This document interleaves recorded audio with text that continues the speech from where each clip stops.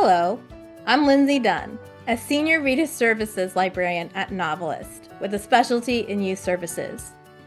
Before coming to NoveList, I worked in libraries for 13 years, helping young readers find books.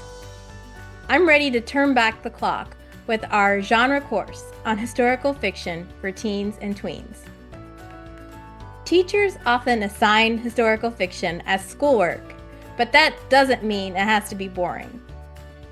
Whether you're naturally drawn to this genre or dread when readers ask you for help, this short course about historical fiction is the perfect course to help you brush up on your genre know-how.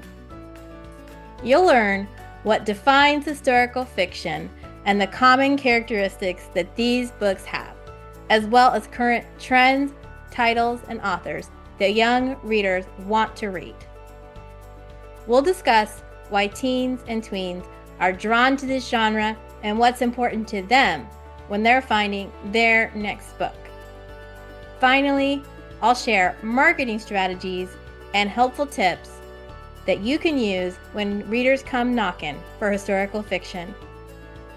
By the end of the course, you'll feel confident in your ability to recommend books that will captivate teen and tween readers.